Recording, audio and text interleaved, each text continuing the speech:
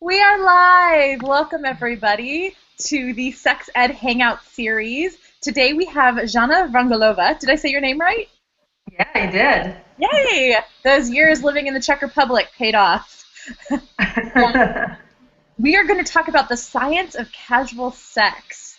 And this is part of the Sex Ed series where we bring experts in the field to answer your questions live here on Google Hangouts. And all the past series and all the future series are available at youtube.com/Queerie Bradshaw. So if you miss one, you can go watch them all over there. They're set up in a playlist, easy for you to watch, hours of entertainment and sex ed.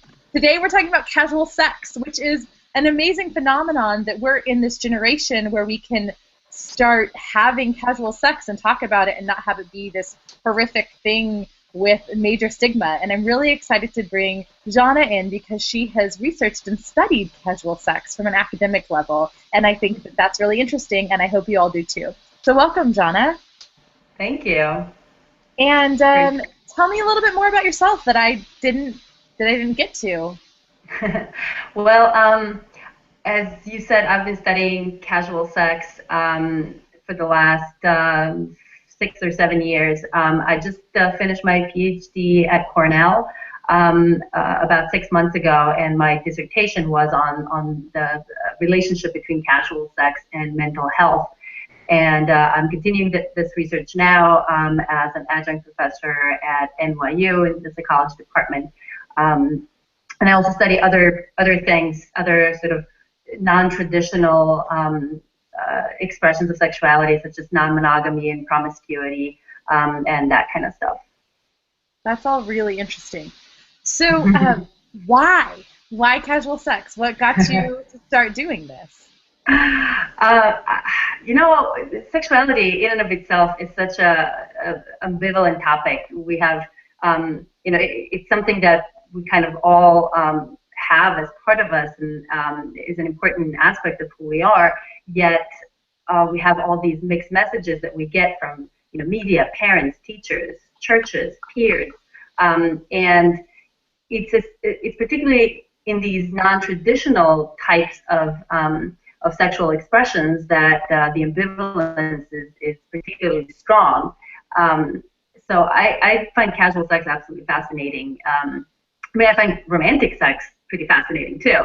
But I think this is a unique time, as you mentioned, when more people feel more comfortable having and engaging in these kinds of hookups and casual encounters that up until recently, people were, I'm sure, engaging in them, but perhaps not as much and not as openly.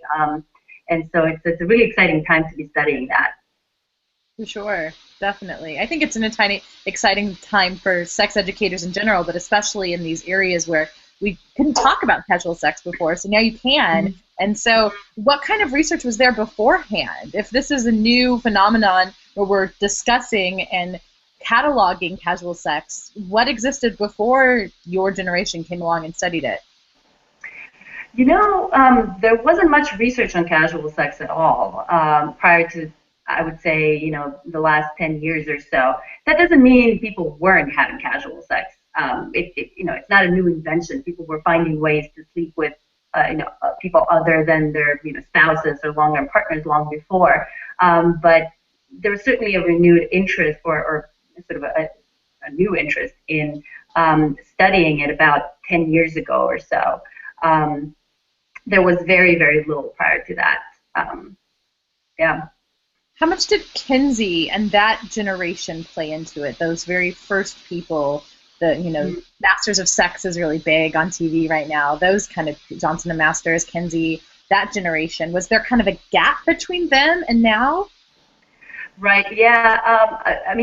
What they did was absolutely amazing for the area of sex research because they put sex research on the map. Before then, there really wasn't anyone taking, the study of sex seriously.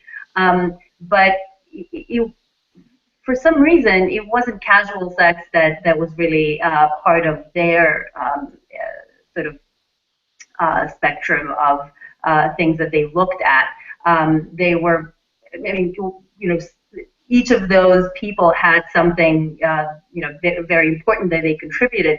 But, Masters and Johnson, they were kind of looking at just the general sexual response cycle. It didn't matter to them whether it was casual, romantic, or, whatever. They just wanted to look at what happens when people get aroused. And Kinsey wanted to know everything, but the kinds of things that really stuck out and had impact were more things about homosexuality, or things about people actually having sex.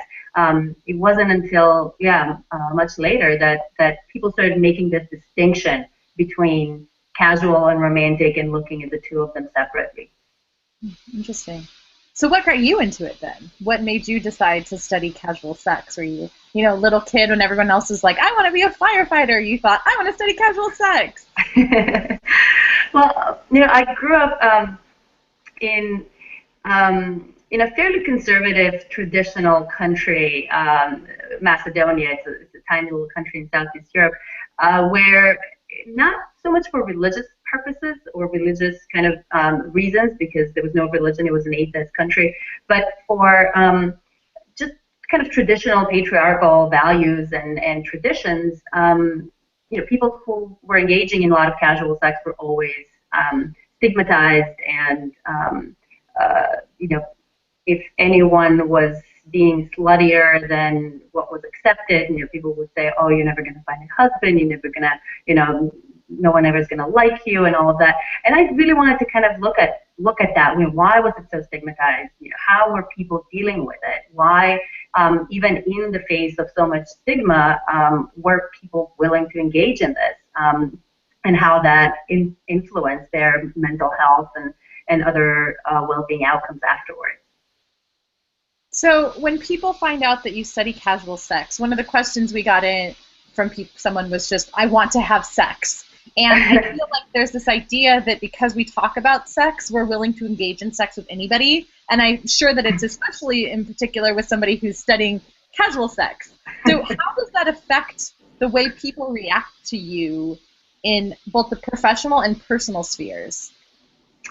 Yeah, that's a great question.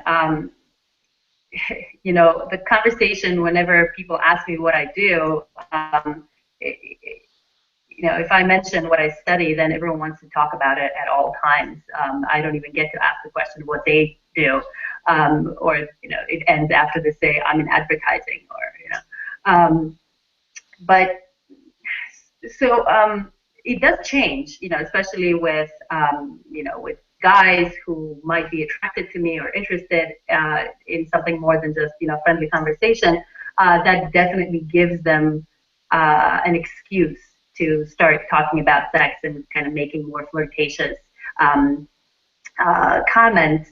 So sometimes when I specifically want to prevent that from happening, I won't tell them that I study sex. I'll say that I'm a developmental psychologist. And that usually ends it, because I'm not lying, that's the truth. I am a developmental psychologist who happens to study sexuality.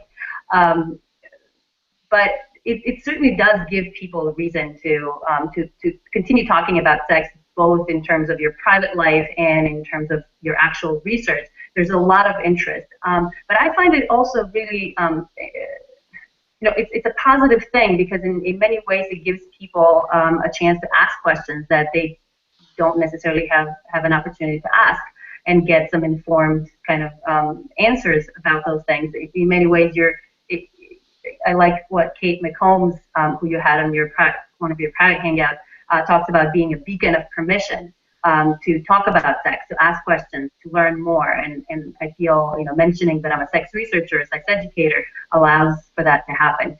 And you always kind of have to weigh that against the unwanted flirtatious overtures. Yeah, mention it, in gathering with the social friends, but not necessarily in a bar where right. each other, knowing where to mention it. Which kind of makes me sad that there's this culture around this idea that if you mention sex, you're allowing people into past the barrier of consent. Just because you're a beacon of permission doesn't mean you've let go of that barrier of consent that people have. When people are asking you those questions, what are some of the common ones that you're getting from them? Oh, there's so many. People will ask the broadest question possible. So, what have you learned about sex? And I hate that. If you ever meet me, please do not ask me what I've learned about sex. Oh shoot, that was the next question. Seriously, it's such a meaningless question, really. Well, it's like asking, what did you learn about biology to a biologist? It's exactly. so basic. But there are more specific questions, and often people will ask questions about gender differences in casual sex and where those come from. Obviously, the question that I've been most concerned with in my own personal research, which is casual sex bad for your mental health? Things about non-monogamy come up quite a bit, especially recently. I started writing a little bit more about that, and so I just have people all over the place coming to me and asking questions about, how do you do monogamy, non-monogamy, and what are the options, and what are the risks and benefits and pitfalls, and all those sorts of things. So that made me question, has the research found a difference between casual sex outside of relationships, just the hookup culture, and non-monogamy casual sex where you have a main partner but you're hooking up outside of there, in the psychological and stability and mental health issues that surround it? Or is casual sex kind of just casual sex whether or not you have a primary partner? That's a great question, and unfortunately no one has really studied, in the same study, compared the people who are having casual sex as single, having casual sex as, non-single but cheating, and having casual sex in an open relationship, which sort of incorporates or allows for that casual sex in an open and honest way. There has been no such study conducted today. Usually, studies of casual sex, study people who are having casual sex versus people who are not having casual sex, regardless of their relationship status. Or some studies will exclude people who are in a relationship and only focus on the single people who are having versus not having casual sex, so as to kind of exclude this additional confound of, well, if you're in a relationship but you're cheating, that's different than if you're single and just having casual sex. And then, so that's kind of one body of research that people are doing, and then a separate body of research is the research comparing people in openly non-monogamous relationships to those in monogamous relationships, or now there have been a number of studies looking at people in openly monogamous relationships versus people who are in ostensibly monogamous relationships but cheating on their partners. And kind of what really the takeout would be from those two currently separate bodies of research in terms of psychological adjustment or well-being is that as a single person, casual sex does not necessarily mean that your well-being suffers or that your well-being benefits. What my research and some other research coming out has found is that it really depends. It depends on who you are and how you do it. If you do it for the right reasons, you wanted it because that's something important part of who you are. You're on board, your attitudes are in the right place, your desires are in the right place, then your well-being either doesn't suffer or actually benefits. So your depression goes down, your anxiety goes down, your life satisfaction and self-esteem go up. But if you're doing it for the wrong reasons, if you don't really want it, if you kind of got peer pressured into it, or drunk and ended up doing something you didn't want to do, or you were hoping it wasn't casual sex but kind of ended up being that. If you do it when you don't really approve of that, when you think it's something that you shouldn't be doing, yet you are doing it, in those cases your well-being will be harmed. So your depression, anxiety go up, self-esteem, life satisfaction go down. And I think that's a really good kind of more nuanced message that we can give people nowadays. Casual sex is not bad or good. It can be both depending on who you are and how you do it. The other body of research kind of comparing non-monogamous and monogamous relationships is very new.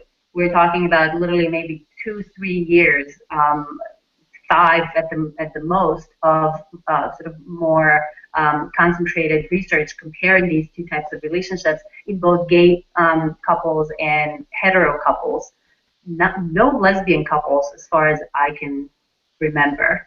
People always think we just don't have sex.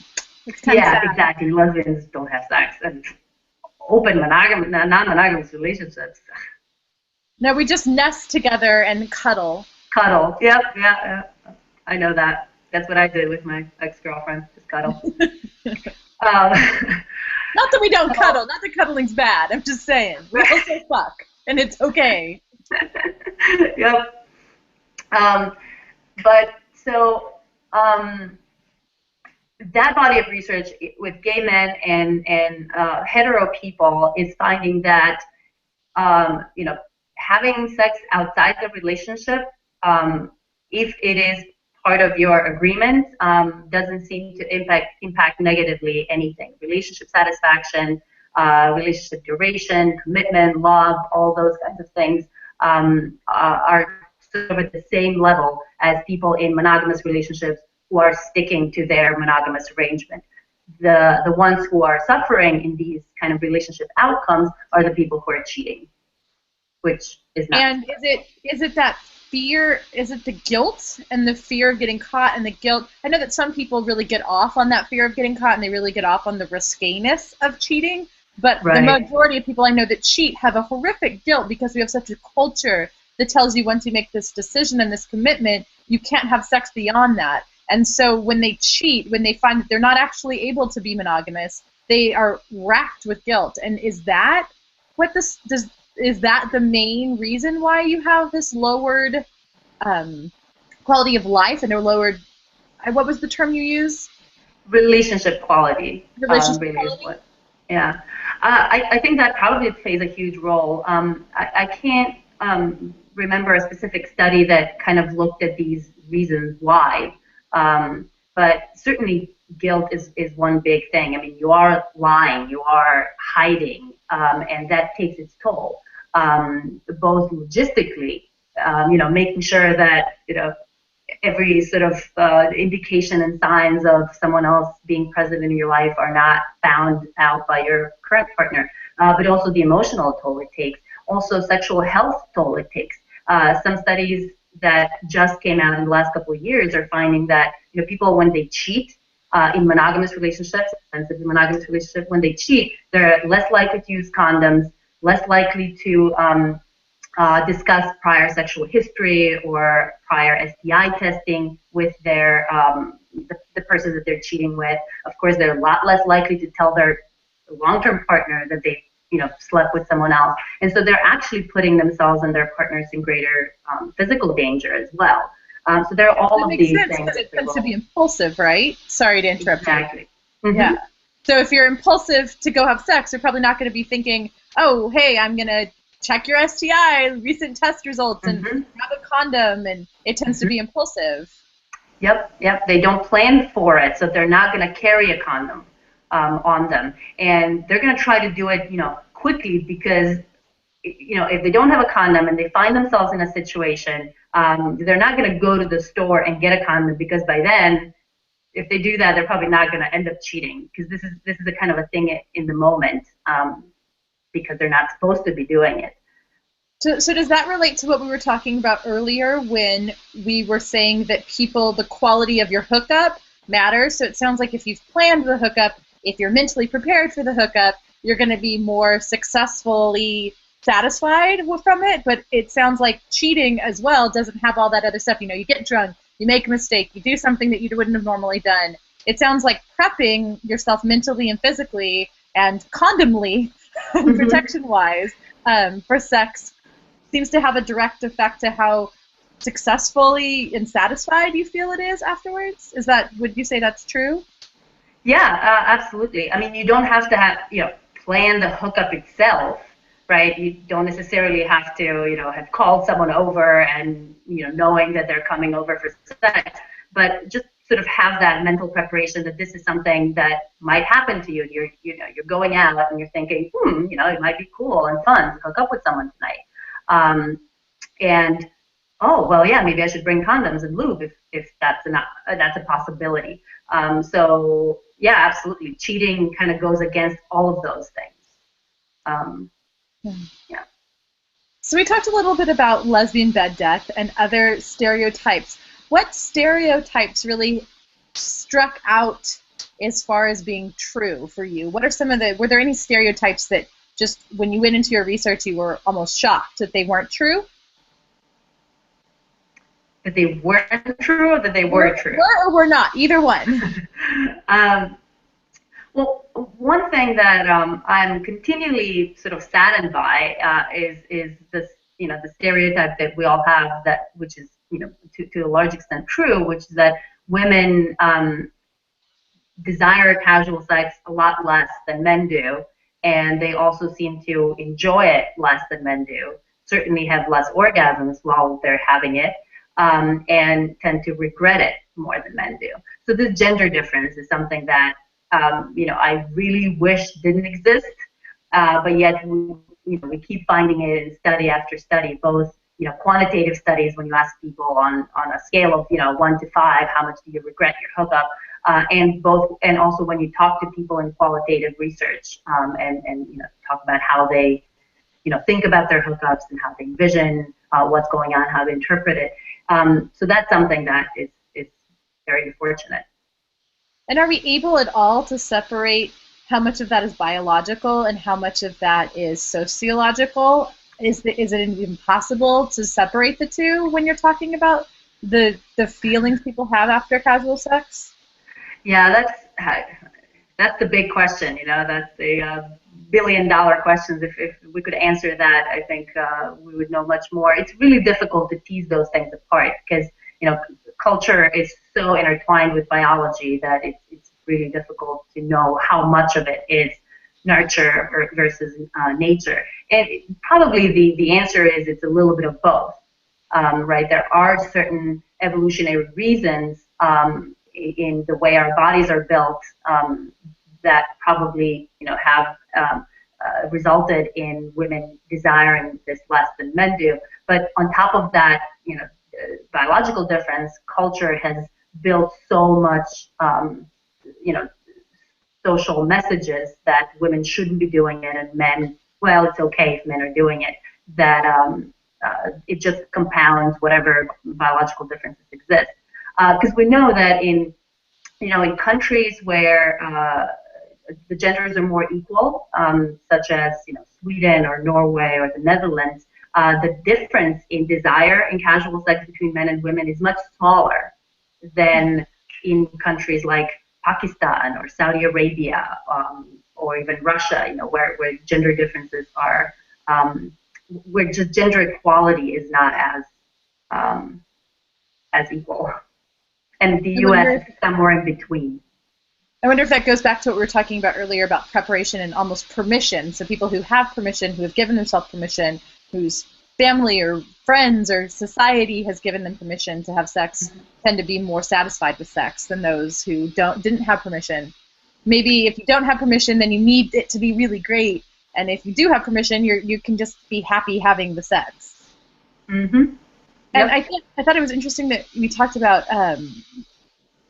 I totally lost my train of thought. So we were talking about permission, and I lost my train of thought. One of the questions, I know, if I remember it, I'll let you know. Okay. One of the things I want to know is, what are some of the really standout statistics, really interesting statistics that you have found recently about casual sex? Are there any numbers that really stick out to you? Like how many people are engaging in this? Is this something that is more prevalent than we realize or less prevalent than we realize? Okay, that's a more specific question because the first one was kind of like, what have you learned about sex? Right. Well, as a person who talks a lot about sex, it's always so vague. So to have to be speaking with somebody who has statistics for me, I'm like, give me all the numbers. Everybody wants to know numbers. Give me numbers. Give me what I can prove to people as facts. That's funny. There are, you know, numbers are notoriously difficult to pinpoint in terms of, you know, how many people are hooking up, because you have to have a good sample, you know, like a representative sample of the, you know, U.S. population or something like that to give you a good estimate. We know that, and it also depends on how you define casual sex. So some studies will say, you know, a one-night stand with someone you just met in the last 24 hours and that you had intercourse with. And when you ask the question in such a narrow way, that's so narrow. It is very narrow, right? But some studies have asked it exactly that. And you get certainly smaller numbers of people saying, yes, I've done that. In various samples, you might get, you know, in student samples, you might get something like 20 or 30% of people saying that they've done that, or even fewer. But when you ask the question in a much broader way, say, you know, any kind of sexual contact from kissing to intercourse with someone you're not currently dating or in a romantic relationship. You know, that's a very, very broad way. It includes everything: friends with benefits, you know, fuck buddies, booty calls, one-night stands, everything. You know, making out with someone on the dance floor one night, that's it, right? All those things. Then you get about 80% of college students saying that they've done it. Interesting. So it's really kind of, you know, it depends so much on the definitions. I actually just, my last Psychology Today piece, I write a blog for Psychology Today called Strictly Casual, and my second most recent piece actually looked at non-college student sample, because we keep talking about casual sex in college, on college campuses, as if, you know, no one but college students is having casual sex, as if it's, you know, only an undergraduate kind of issue, but it really isn't the case. So a study that just came out recently looked at a nationally representative sample of young adults. It's the General Social Survey, and I wish I could show you, but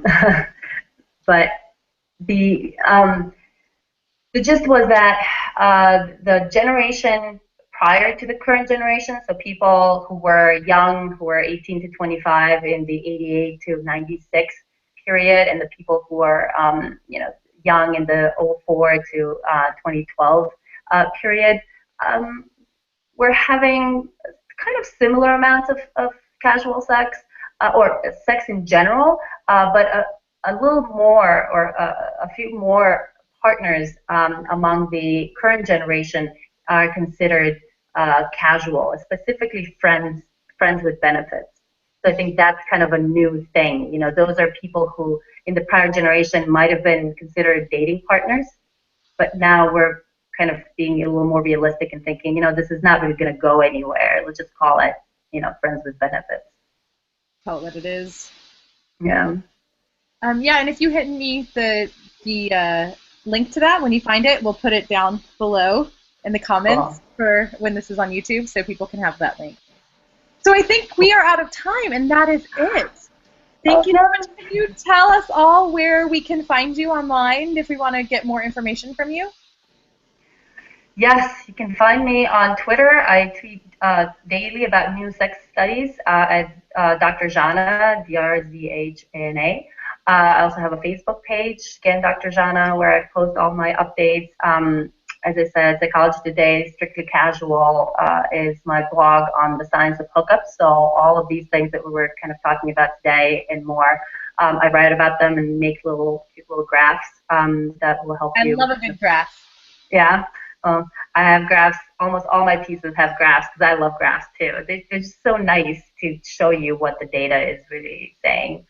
I sometimes write for other outlets like Playboy or Kinkly, you can sort of find all of those things on my Facebook page, or you can sign up for my newsletter, which is a monthly newsletter that lets you know all the cool things that I've been doing, or I think are cool, all over the course of the month. Great. And we will put all of that down there below when this is on YouTube. And if you liked this Google Hangout, please subscribe. We're going to be doing a lot more of them. We have a whole series, Sex Ed Hangout, which you can find at youtube.com/Queerie Bradshaw. And I'm Lauren Marie Fleming. I am Queerie Bradshaw. You can find me at queriebradshaw.com or friskyfeminist.com to see sex educational guides, online classes, and interesting publications. And you also can find me at Queerie Bradshaw on Twitter, or follow me on Google Plus and find out all about these. So thank you all for coming. Thank you, Zhana, so much. And we will see you all next time. Bye. Thanks. Bye.